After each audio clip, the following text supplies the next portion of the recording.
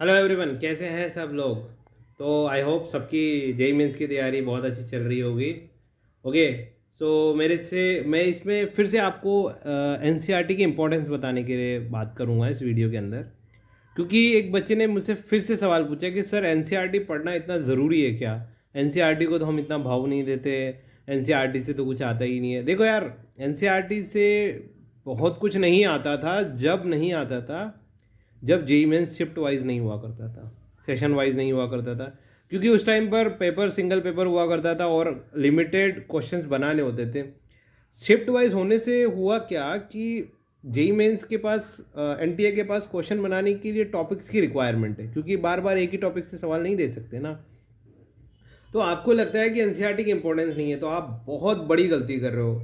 कम से कम आपको एक से दो सवाल एनसीईआरटी के की पॉइंट से या फिर किसी भी लाइन से क्वेश्चन बना हुआ दिखेगा हर शिफ्ट के अंदर, हर सेशन के अंदर।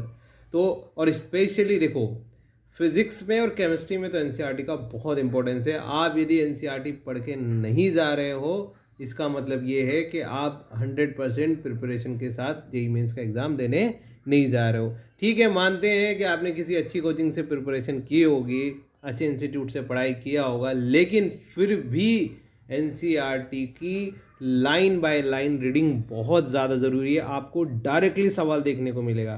25 में भी मैंने फिजिक्स के अंदर सवाल देखा और दो सेशन में देखा, सॉरी दो शिफ्ट में देखा।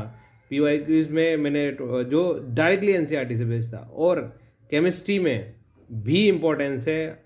मैथ्स में इतना इम्पोर्टेंस नहीं है, क्योंकि मैथ्स में सिर्फ कंसेप्ट इम्पोर्टेंस है जो आपका टीचर हमेशा टच करा देगा क्लास के अंदर। लेकिन पूरी तरीके से एनसीईआरटी आपको पढ़ के जाना चाहिए, क्योंकि आपकी तैयारी अच्छी हो गई तो कम से कम आपका एक रीडिंग तो एनसीईआरटी का होना चाहिए। मैं तो ये बोलूँगा कि कम से कम 2 से 3 रीडिंग मार के जाइए, क्योंकि कंसेप्चुअली आपके पास क्लियरिटी है।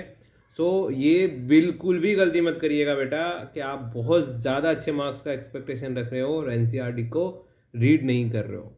सो मैं उस बच्चे को भी यही जवाब दिया कि एनसीईआरटी मस्ट है पढ़ना, फिजिक्स और केमिस्ट्री की। तो ठीक है, तो आपको भी यही सजेशन दूंगा कि फिजिक्स केमिस्ट्री की एनसीईआरटी को एक बार एग्ज़ाम से पहले कम से कम एक बार, और हो सके तो 2 से 3 बार रीड ज़रूर करिएगा। ठीक है, तो एनसीईआरटी को बिल्कुल हल्के में मत लीजिए। एनसीईआरटी बहुत इंपॉर्टेंट है जेईई मेंस के लिए, इवन नीट के लिए भी इम्पोर्टेंट तो रखती ही थी, पहले भी रखती थी नीट के लिए, लेकिन अभी भी रखती है। सो प्लीज़ आपको जो भी दिक्कत है वो कमेंट करके बताइए, मैं आपके लिए वीडियो बना दूंगा। Okay, thank you.